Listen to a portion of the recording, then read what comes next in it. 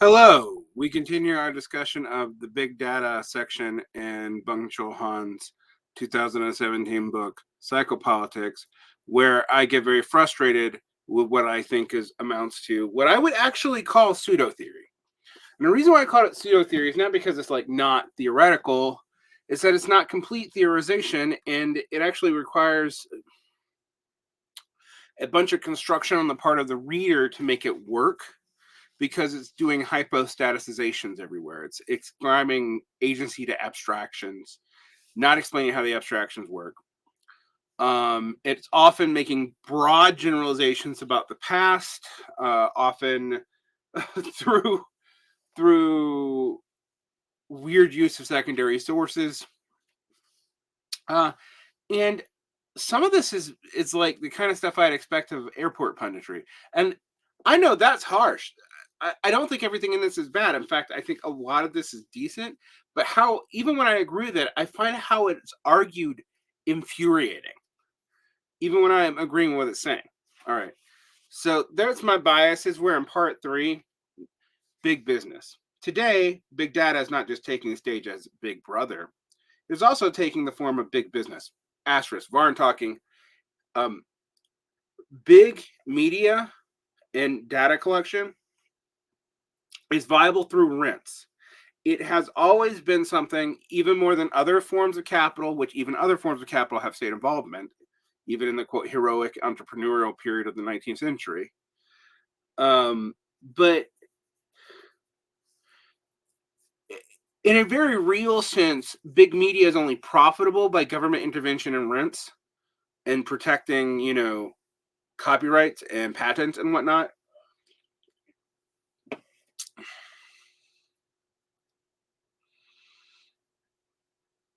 So it's always been a vast commercial enterprise. And the same with big data, because you have to have those patent copyrights and rents enforce your ability to monopolize that data, which means that the business and the state, big brother and big business, are always interrelated in this field. Has been from moment one. Maybe the only exception to that is ironically the printing press. All right. Here, personal data are unceasingly monetized and commercialized.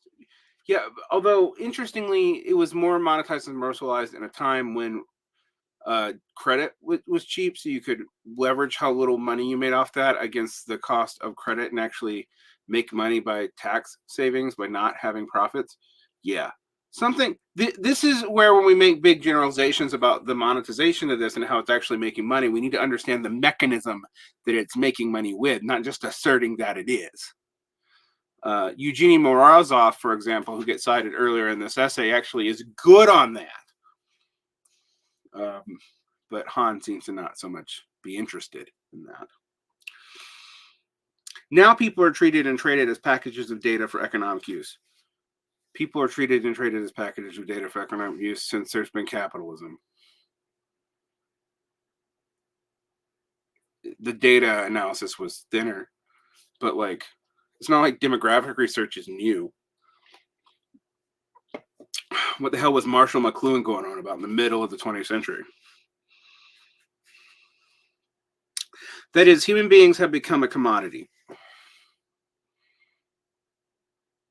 Since we've been able to trade labor futures, human beings have been a commodity. And we've been able to trade labor futures for a long time. Big Brother and big business have formed an alliance. They've always formed an alliance. That's not new, Han. Any historical understanding of capitalism, like fucking collecting, much less Marx, would give you that. That's not a profound statement. This is like New York Times editorial page, but mystified bullshit. The surveillance state and the market are merging. See also the development of mid-20th century mass media, already a thing. Axiom is a company trading in the personal data of 30 million US citizens. In other words, practically all of them. True. By now, Axiom knows more about Americans than the FBI. Also true. I mean, I mean, this part I think is actually interesting. I used to joke that the Stasi would have killed to get the information that people just freely give Facebook. So I mean, fair, Han. This is a fair point, but it's also an obvious point. The company divides people into 70 categories. In the catalog, they offer up goods for sale. People sell markets like this all the time, and they have for like most of the 20th century, guy. This is not new. Just because you just learned about it doesn't mean it's a new practice. In the catalog, they are offered up like goods for sale.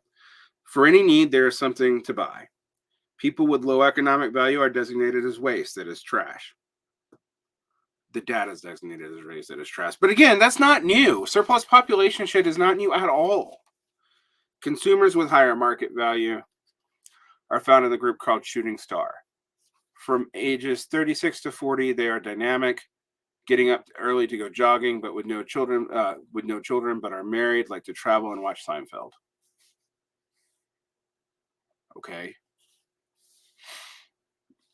Big data is leading to the emergence of a new digital class society, which happens to just reflect the normal class society of accumulation that we already exist in, huh? And I don't know why you think this is a revelation.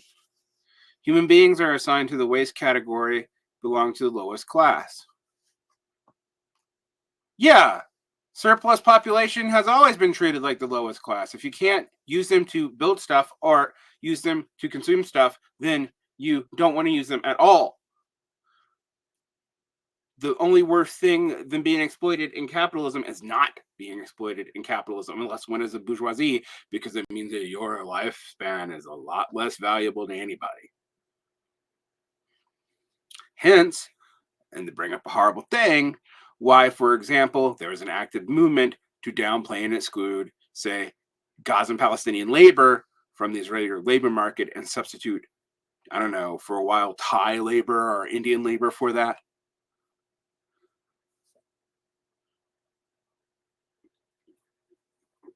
Because it rendered the Gazan surplus population in a very real sense. And thus, in another very real sense, economically and thus actually expendable. And that's a horrible thing to talk about. Talk about culture and talk about people that way.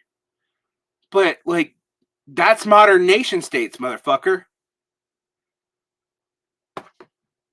This book is making me mad.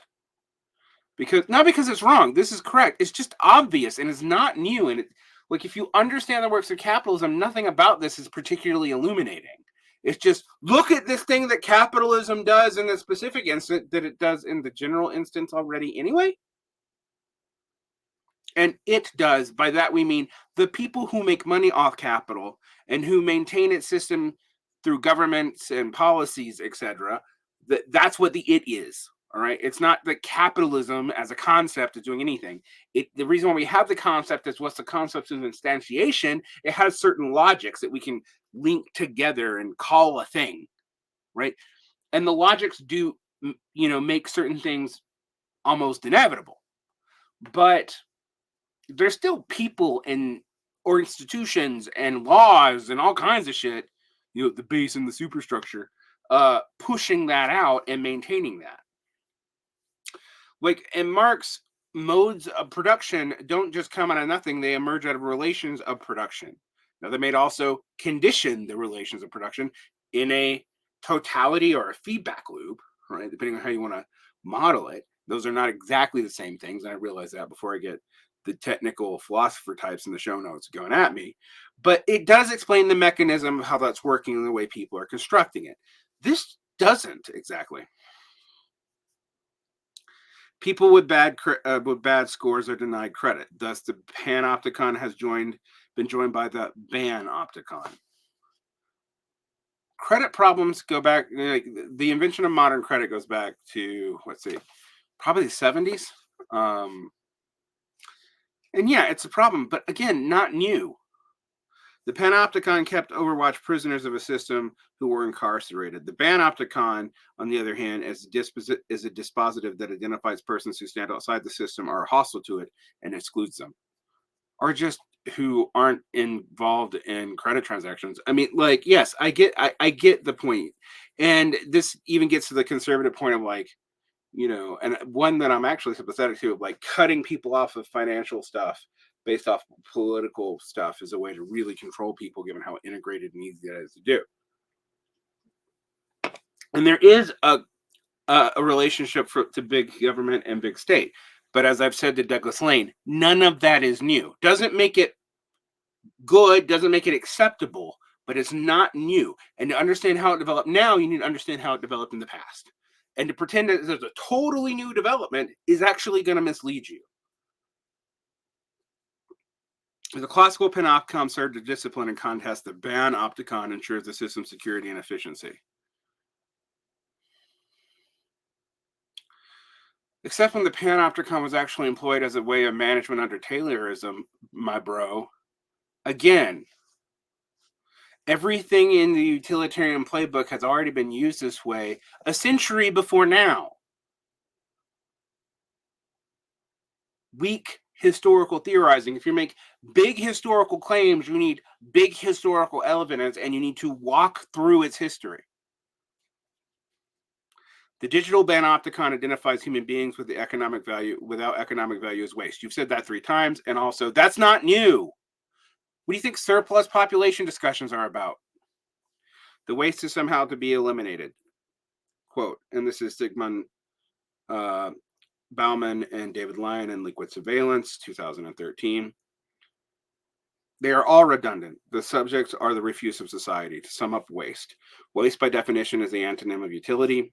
It denotes objects without possible use, and the sole accomplishment of waste is to soiling and cluttering up the space that could otherwise be usefully employed. The principal purpose of the panopticon, it's not even his idea, it's Zygmunt Bauman's. Okay. Is to make sure that the waste is separated from a decent product and earmarked for transportation to a refuse tip. Yeah, surplus population renders you expendable. Which is why one of the first things you do if you really want to hurt someone on racial or ethnic grounds is not to proletarianize them, it is to lumpenize them and surplus them, because then you can throw them in prison, or because they have to make a living somehow. It's going to be in a black or gray economy. Like, it's going to through illegal or quasi legal means, and that's going to open you up for more surveillance, more policing, etc. Like, yes, but this is not new, and it's definitely not new to digital stuff. Like, you could still be outside of this digital economy, but since there's still a commodity real economy in the world, and we're not in some weird techno-neo-feudalism land, then you realize that that doesn't completely make you surplus to all industry. But Zygmunt Bauman and Han are right, and again, when Han's right, he seems to be actually glossing someone else. That yes, being surplus population does render you race to productive society, and it's horrifying to think about, and we see it right now. All right. But we also saw it in the 20th century. Why do you think U.S. prisons expanded so much with deindustrialization? Come on. Think about it. Put it together. It's not new.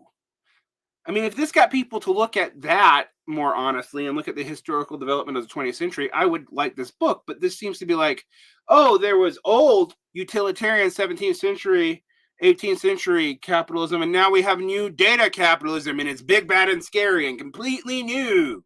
And it's Big Brother, and big business together. But Big Brother and big business have always been together. How do you think you get that big? God, even Adam Smith knew that. Back to the text. This is a section called Forgetting, and then Spirit and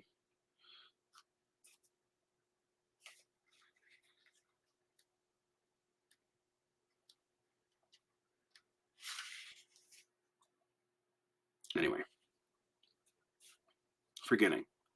Human memory is a narrative, an account. Forgetting forms a necessary component. In contrast, digital memory is a matter of seamless addition and accumulation. It's not. Data degeneracy happens, and we don't have redundant systems for everything. It is absolutely not endless accumulation or forgetting or non-forgiving. It is not. That's just a misunderstanding of the technology. Stored data admit counting, but they cannot be recounted. So just because it's stored somewhere, it can't be contextualized. The contextualization is what makes it valuable. Actually, even you know that. Storage and retrieval are fundamentally different from remembering, which is a narrative process. Yes, which is why you have to contextualize data. Otherwise, it's useless. Like autobiographic constitutes a narrative, it is memorial writing. A timeline, on the other hand, recounts nothing. It simply enumerates and adds up events or information, except that we contextualize it into a narrative ourselves anyway. Hell, that's how we're making sense of your fucking theorizing, Han. Anyway, memory constitutes a dynamic living process. Here, different levels of time intersect and influence each other. Memory is subject to a constant rewriting and rearrangement. Freud understood human memory as a living organism too. Long quote. As you know, I am working on the assumption that our psychic mechanism has come into being by a process of stratification. The material present in the form of memory traces subject from time to rearrangement in accordance with fresh circumstances to retranscription. This is essentially what is new about my theory is the thesis that memory is present not at once but several times over and is laid down by various kinds of indications. Sigmund Freud, The Complete Letters of Sigmund Freud to William Fleiss, 1887 and 1904. Cambridge. I actually agree here, and this is one of those times where Freud is scientifically incitable, but why would you stop with Freud? Why? What is this like? We're going to go to the 19th century and then skip to the 21st century and not talk about the debates around memory in the 20th.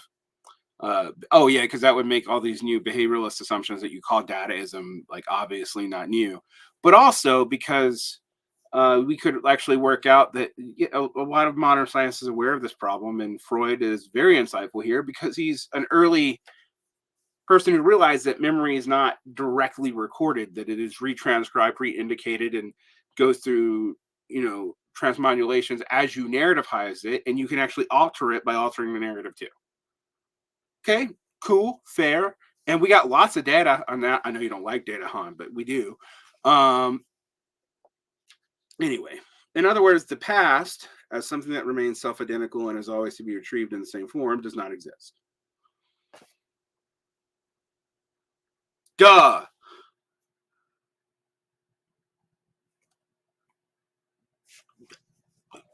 Yes, absolutely. I guess I'm mad at this because, like honestly, like Buddhist philosophers 2,000 years ago figured that out. Come on.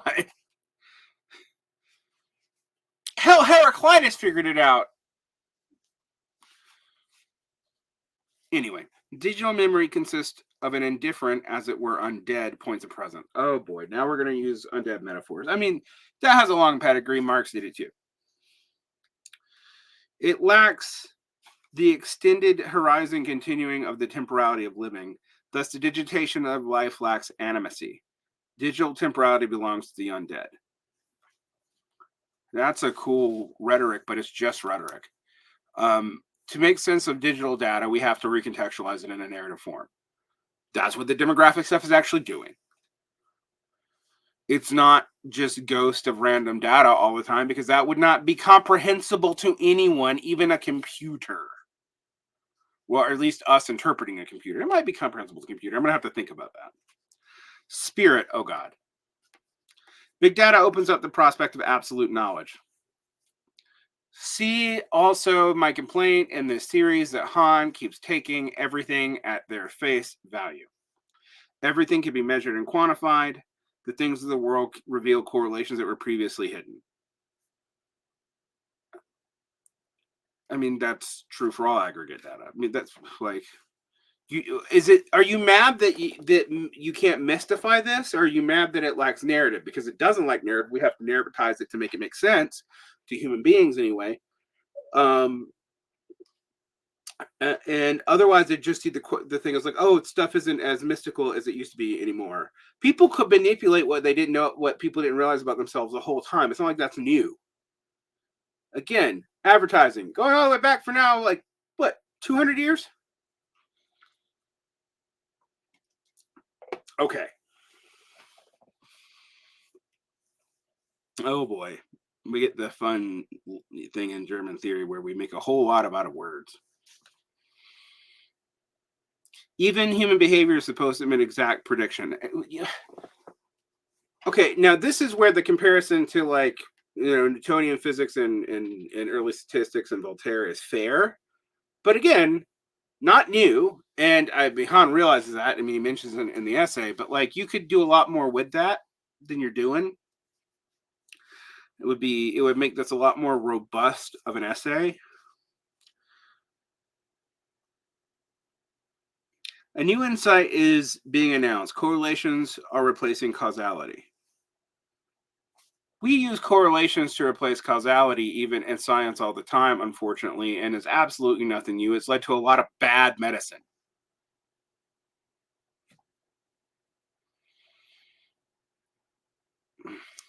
The how it is stands where the how so once wavered. This is literally this distinction is a debate between cognitivist and behavioralist that goes back now 100 years. And honestly, the behavioralist outside of computer technology didn't win. They did win in computer technology because computers don't have cognitive concepts, except the ones that we have and sneak in there, which kind of limits what it can do. Because our biases are in the computer since we built them. They might even transcend us, but they have a lot of our flaws because we programmed the damn things. The data-driven quantification of reality is driving spirit into the realm of knowledge. Oh boy, now we have the Hegelification of claims. Hegel, the philosopher of spirit, would deem the omniscient allweisen, that big data promises to be absolute ignorance, unweisen. That's because the absolute's always manifested negatively. But like this is a misuse of Hegel. Hegel's logic may also be read as the logic of knowledge. A lot of things may be read as anything. Here, the correlation represents the most primitive level. A strong correlation between A and B means that if A changes, a change occurs in B. But if a correlation holds, however strong it may be, one does still not know why this is the case. Yes, this is true for Hegel's logic. It's also true for fucking Aristotle. I don't know what your point is. It's a basic logical point. I mean, I guess I shouldn't be arguing with this. I mean, I think this is true, but it's something I teach freshmen in high school. It is just that way. Correlation represents a relation of probability, not of necessity. Yeah, but figuring out what is necessity is actually really hard to do logically. So people want to bracket out, and not just dataist. Like this is why the behavioralist versus cognitivist debates were such a big thing. It declares A often occurs together with B. The difference between the correlation and causation, which is distinguished by necessity, A causes B. Right. This goes back to Aristotle, but this is also, again, I teach this when I teach college freshmen about science claims, and I definitely taught it when I taught ethics and philosophy to high school students, because understanding the difference between between correlation and causation is fundamental, even if correlation can imply a causation if it's consistent enough. We don't know the causation, except that if we were to believe your stuff about secret, causations and whatnot, you are actually implying the opposite. That are you taking the claims at face value or not, Han? But causality does not stand at the highest level of knowledge. Reciprocity, Welsek ver. I've screwed up on German. Welche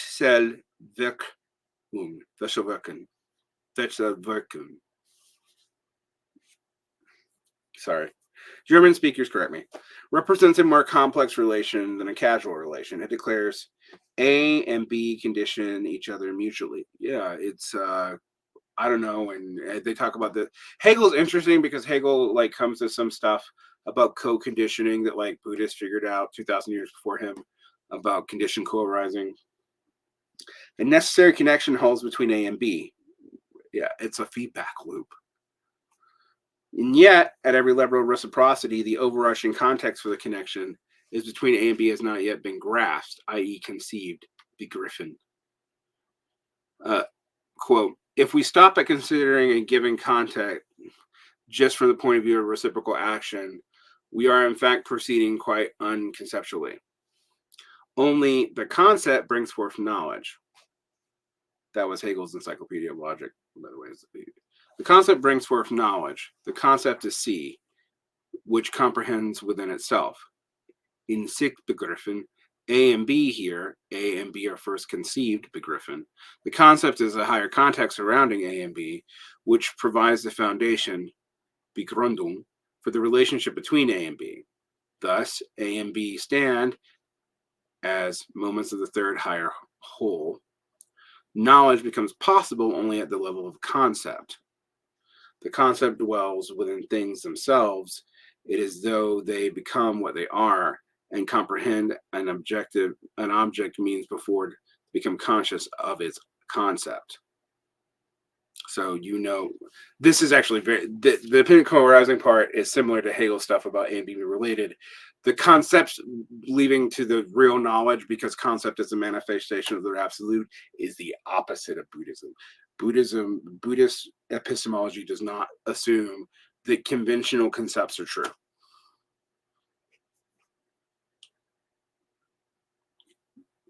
Which is why we don't know the moon because of the concept of the moon. In fact, the opposite. Like, we can't know the moon because the concept of the moon stops us from experiencing its changing realities. I just bring up the Buddha stuff because it's a contrast to the Hegel stuff, but Hegel does realize something that a lot of like Aristotelian epistemology leaves out. But again, epistemology developed since even Hegel, my friend. All right. The only from all comprehending concept C is complete comprehension begriffen of the correlation between A and B possible. In contrast, big data affords an extremely rudimentary knowledge. That is, the correlation which nothing is comprehended. Big data lacks comprehension because it lacks concept and thus lacks spirit. But there's plenty of concepts. The concepts are the categories and demographics that the data is plugged into. Those are concepts of which you know that, and they are narrativized. Otherwise, they're not communicatable. So this is one of the best sections of actual theorizing because we have Hegel and the theory of knowledge that Han is operating from. But when you actually break this down, you realize he's still misunderstanding what the technology is doing. The absolute knowledge is imitated by big data coincides with absolute ignorance. Well, yeah, data without context and without conceptual apparatuses is absolute ignorance. But my Fitbit has concepts in it. My heart pulse is a concept, even by the Hegelian definition. It's not just random numbers. So the theoretically rigorous part of this essay is the part of it that is wrong. Oh my God. The concept is a unity that includes insliced and comprises inbegrift, the elements of the whole as it is. It takes the form of the conclusion, Schluss, in which everything is comprised and comprehended. Everything is a syllogism. Schluss means everything is a concept. Well, everything is understood through concepts. The fact that we talk about it as a thing is conceptual, sure. We're not going to finish this. One more thing. I'm going to have to get through the event section. Absolute knowledge is an absolute syllogism. Everything takes conclusive form within it. Yeah, I disagree with that, but that is what Hegel thinks. The definition of the absolute is that it is a syllogism, i.e., it is a conclusion. No, a syllogism. Anyway, that's a huge lump of understanding. The constant addition yields no conclusion, no syllogism, no putting together. Oh, so since knowledge is an ongoing process of becoming, we can't understand it. because we're not constantly revising and rescrapping our narrative, even with data collected by big data and machines. Come on. This is a Monte falsehood. But the constant addition yields no conclusion, no syllogism, no putting together. Syllogism is not an addition, but a narration. I absolutely agree, but to make meaning of the data, it has to be narrativized, conceptualized, put in demographic forms, led to other concepts. We already do that in big data. This is not actually a critique of big data, and that's part of the problem with this. This is not entirely honest about what is going on. The absolute conclusion excludes any further addition. As narration, syllogism represents the opposite of addition. No, it doesn't. No, it fucking doesn't. Big data is purely additive. It never comes to an end, to a conclusion. Yes, it does. It comes to a conclusion. That's how it narrates, like, that's how it sells stuff about people to it. The whole waste thing that you're talking about is a conclusion.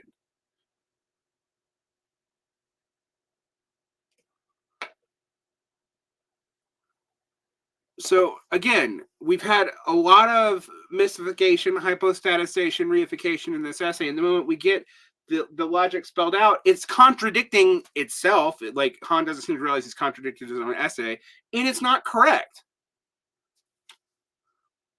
So this is the Monte thing. Like there's stuff in here that's good, but it's under theorized and you're doing the work. When Han does the work for you, it's just wrong.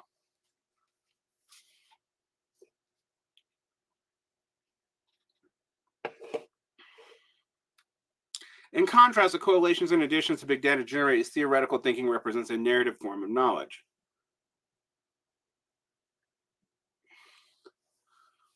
Narrative understanding of knowledge. The spirit is a conclusion, a syllogism, an integral whole that which comparts are meaningfully preserved. So Han is an idealist in a very real sense. The integral whole is a conclusive form, but without spirit, the whole world falls apart into merely additive, uncorporated elements. So basically, without the assumption of holism, none of this works. Yeah, he's an idealist. Spirit constitutes the world's interiority, Intellechtheit, and composure, Sammlung, which gathers or composes some smelt. I don't know why. I get that this is partly because these are puns in German. But if you're impressed with puns being used as a way of talking about epistemology, those are basically, yeah, that's not an argument. That is literally pure rhetoric. Everything within itself. Theory is also conceptual, syllogistic, because it comprehends all elements that it includes. You don't comprehend everything that you include, Han. Sorry. Ultimately, the end of theory that Chris Anderson has triumphed means taking leave of the spirit. Yeah. Big data means spirit that is thinking and thought withers and dies. Yeah, there's weird metaphysical assumptions in Han. Human science, Geistwissenschaft, is purely data-driven. That is, fact is no longer human. There is no Geist or spirit.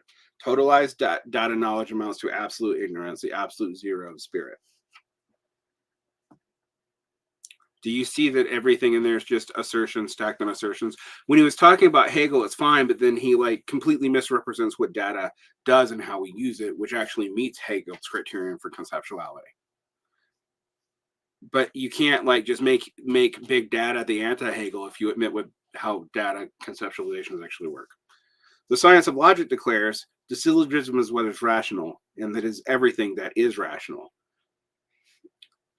It is a conclusion or a sluice. For Hegel, the syllogism is not a category of formal logic. A syllogism follows from the beginning and end of the process, forming a meaningful set of relations, a unity that makes sense. I'm not going to go in that Hegel did that metaphysically and basically Christianly. Unlike mere addition, the narration is a syllogism. Knowledge, the state of knowing, is also a syllogism. Rituals and ceremonies are syllogistic forms too. I knew it. I knew this. There's this weird mystification of the past. I even agree on stuff on rituals and stuff, but I don't like how Han argues it. They represent a narrative process. No, they represent an embodying of a narrative. They make the narrative a praxis that is viable. All right. Again, skipping steps, reifying everywhere. As such, they have their own temporality, their own rhythm and pace. So does everything. As narratives, they defy acceleration. No, they don't. You can accelerate a ritual. We do it all the time. You take a Buddhist, you ask them to do 1,000 mandalas, they accelerate it. But when all syllogistic forms fall apart, everything dissolves. Nothing has a stay. In the world where everything has become additive, where all narrative tension, any vertical tautness has gone missing, total acceleration sets in. Yeah, that's just not how knowledge conceptualization works, even with big data. Sorry. Today, our perceptive apparatus is incapable of arriving at any conclusion. It just clicks away through the endless digital net. Our senses are completely distractive. Only contemplative lingering manages to achieve any meaningful end. I mean, I like contemplative lingering. I think it's helpful and good for you, but I don't think that that's the only way to achieve a meaningful end. Shutting one's eyes offers a symbol for arriving at a conclusion.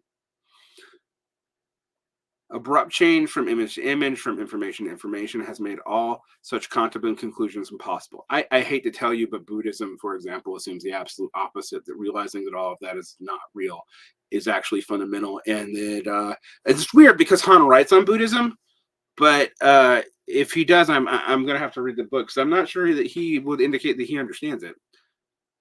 If all that qualifies as reasonable as a syllogism, a conclusion that in our era, the age of big data, is an epoch without reason.